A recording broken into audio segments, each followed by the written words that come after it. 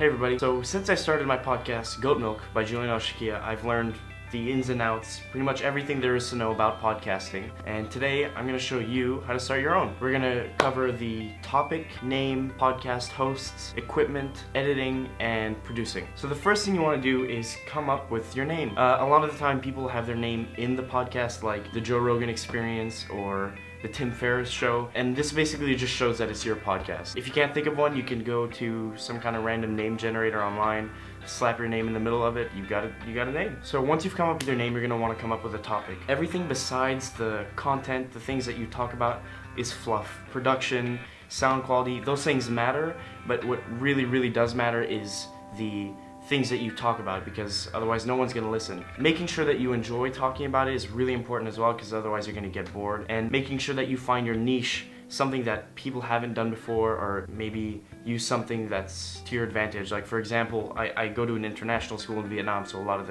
the kids here are third culture kids, which is why I'm able to interview tons of people and have really great conversations on Goatmilk. Now this is not too necessary, but coming up with some kind of tagline just adds a little bit of character to your show, something that people can remember every time you make an episode. For example, Good Mythical Morning, hosted by Rhett and Link, they start out every episode saying, "Good Mythical Morning! Good Mythical Morning!" I start out each episode with, "Ladies and gentlemen, welcome to Goatmilk episode blank," and then we just go on with it. It's just something that people remember, they can expect at the beginning of every episode or at the end, something like that. Okay, once all that stuff is out of the way, nice fun customization, you're going to need an RSS feed. Your RSS feed is like an address, and in order to get your podcast on Apple Podcasts or Spotify, you're going to need that feed. Basically, you're going to get a host, like your producer basically. You're gonna upload your audio file there, and then they're gonna do the distributing for you to Apple Podcasts and everything. So you're only gonna have to upload once, and I'm gonna walk you through how to get your own RSS feed. Currently, I'm using RSS.com. It's not that well known, but their prices are great, and you have unlimited storage space there. I do not recommend Libsyn.com, which stands for Liberated Syndication. Their prices are ridiculous, and the only option that they have that other hosting services don't have is that on Apple Podcasts and Spotify, I think you can add like a host profile picture so people know who the host is, but that's not really necessary. RSS.com provides really great prices, unlimited storage, and it updates really quickly. When you submit an audio file as well, it takes a few hours to show up on every medium, but you can schedule them for a certain date so that they'll all just come out at once they're done uploading. So currently I'm paying $10 a month for 2 gigabytes of storage. An hour of audio is about 90 to 100 megabytes, so your podcast don't need to be an hour long.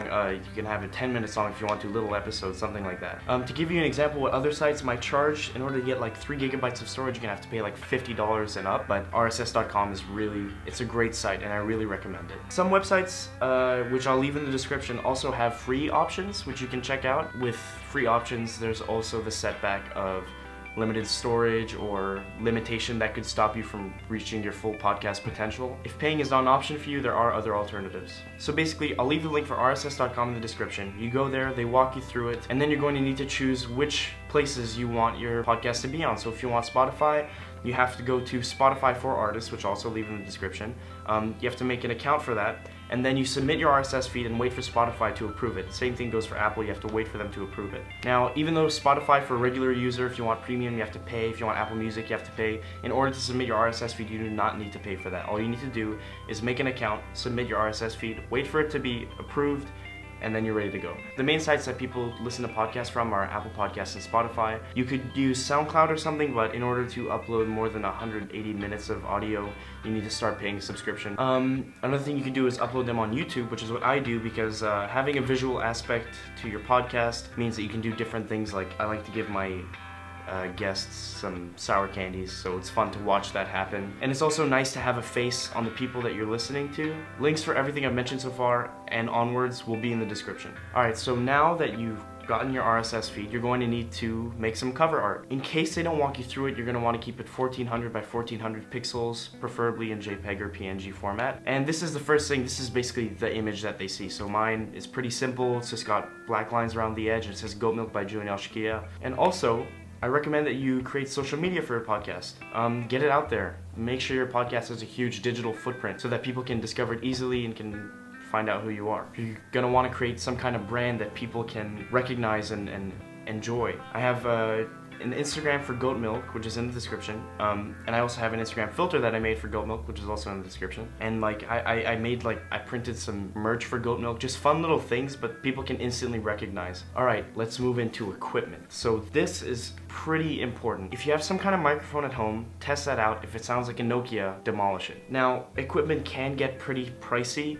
There are cheap options out there. They're really great things for recording audio. I'm going to give you all the equipment that I use, and also in the description there is a link to my kit, which basically shows you all the gear I use for normal videos and for podcasting. You can check it out there, and it sends you to Amazon links so you can see how much everything is. So I have 4 SM58 microphones. These are by Shure, and they are sturdy as hell. They last years, they don't break.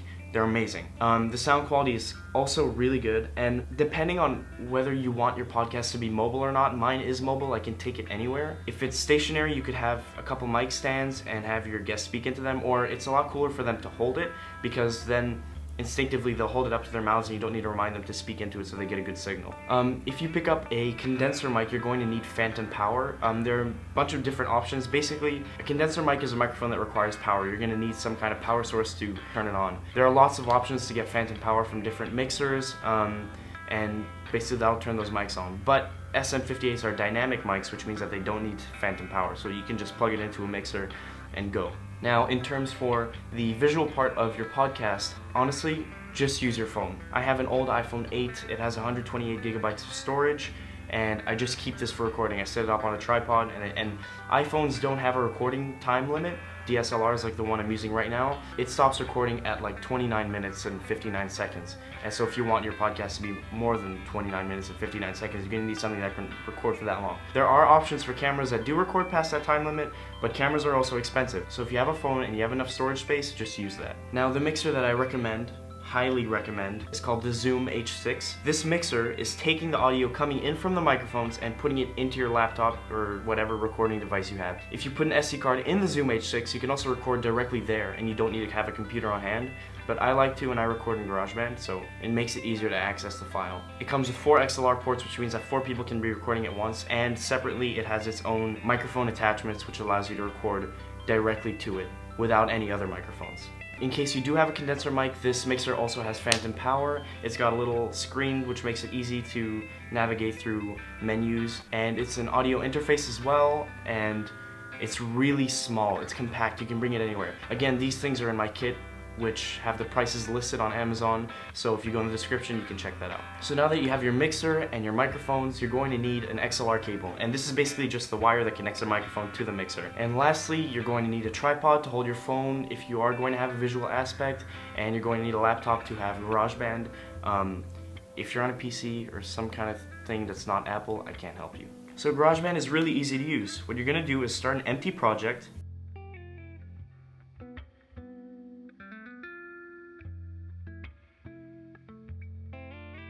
and then under audio, click the microphone and hit create. Now under the controls tab, pick your input. I'll be using the Zoom H6. Your Mac already has 2 microphone inputs, so the Zoom inputs that go from 1 to 4 will start at 3 to 6 because it's coming after your laptop's 2 microphone inputs. So if you want your input 1 on your Zoom H6, click input 3 on your computer. You can turn on monitoring to hear yourself while you speak if you have your headphones connected to your computer. When you wear headphones, you always want to hear yourself, otherwise it will sound like you're talking with your hands over your ears. There won't be any delay, so it'll be easy to talk. Right click on audio 1, duplicate it with the same settings. Now right click on each audio block in GarageBand and go to configure track header and toggle record enable for both. Once you do that, click on the little red button next to the input levels on the audio blocks till they flash.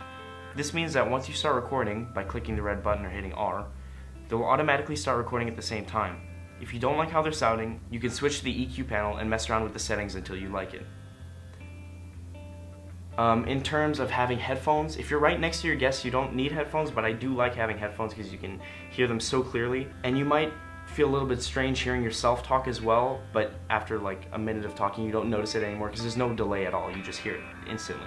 You're going to need a headphone splitter depending on how many guests you have so you can all hear each other, and that will plug directly into your Zoom. Again, all of these products are in the description, so go check it out. Now for the visual aspect, if you want to edit this, I edit with Final Cut Pro.